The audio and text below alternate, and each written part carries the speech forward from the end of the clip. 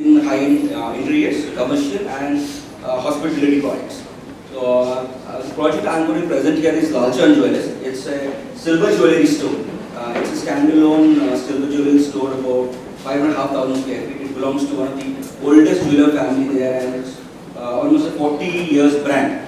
So they had their stores scattered all across the city, and they wanted to accumulate everything on the most commercial space that they could find. But the challenge that they gave us while designing this store was the ground floor was hardly 300 square feet, and the rest of the entire store was about 5,000 odd square feet. So we had only a 300 square feet end room. So the entire store was a strong room. So the entire store became a strong room, and we had strong room doors in two different parts of it.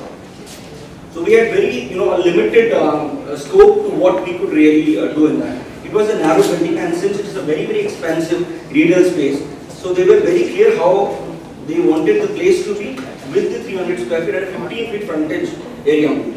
So on the existing 300 square feet, on the ground floor, that's here, that was the store that was on till we built the first floor, and then we came back and built the ground floor back again. So the first floor comprises of the silver, they have two, they have a silver jewelry and they have a silver filigree work. So both are different parts of the entire store. The store is connected by just a 3 feet narrow passage. So we had a really difficult part in joining the two stores. There was an existing staircase which we could not do anything about. So we started with what we thought we could do with the ground floor, and we started with just incorporating a staircase and a little bit miniature of what the store is all going to be about.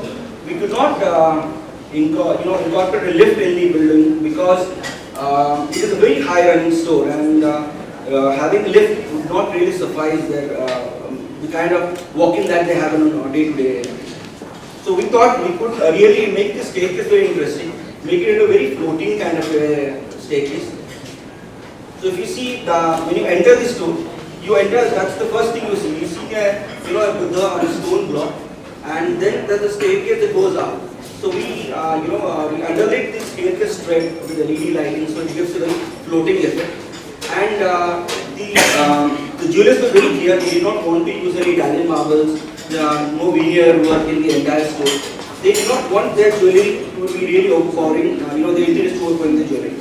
So we have to come up with a concept what we could play around with the material so that the jewelry is the prominent in the product process. So we came up with stone veneers on the walls all across, in the counters and all across, and in the flooring we came up with epoxy flooring. So we took absolutely grey theme store which would highlight silver jewelry to the highest. So right from the concrete look ceiling to the epoxy flooring, the stone veneer on the walls, we wanted to keep a very monochrome and a grey tone as the background of the entire store.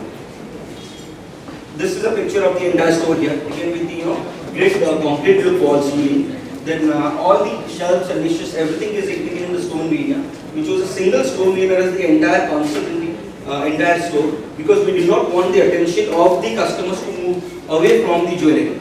And at no point, as we say, the interior is like a what do we call it, a supporting actor to the product display, and in no way should the supporting actor lead the main lead. So here we consider the jewelry as the main lead, and we do not want the interior to really overpower the jewelry at all. So if you see the grey theme runs all around. We've seen a lot of colorful presentations throughout. The only color that we incorporated in the entire project was this chariot wheel.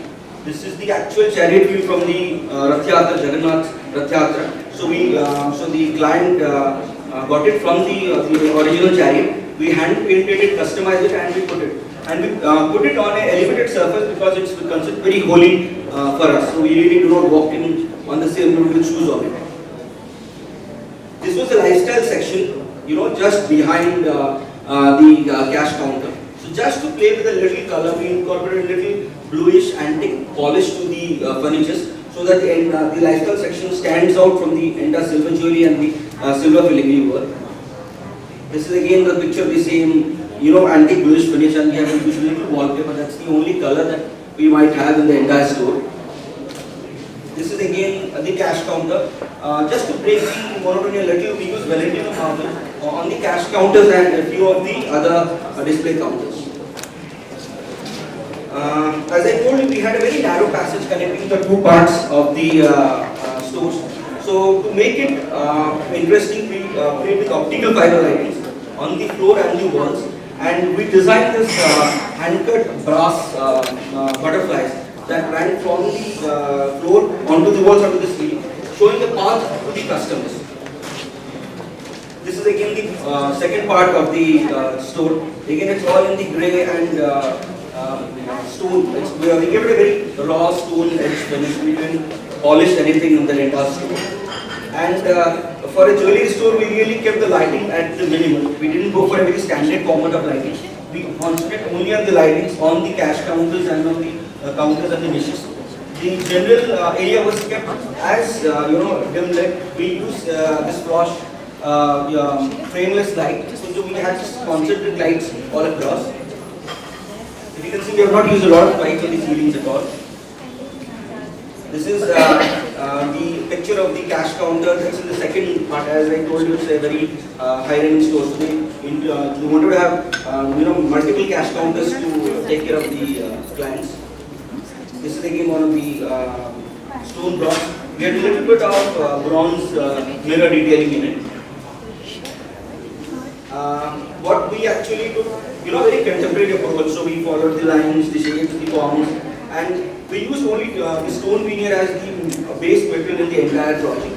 And we used epoxy flooring again for the jewelry store, which was very unheard of, and a concrete finish. And we wanted that it should be a different experience to the people rather than the similar veneer and the Italian marble, the carving and all kind of work. We wanted the carving detailings on the filigree work to be visible to the customers. I think that's what the clients did first. So that's all. Thank you.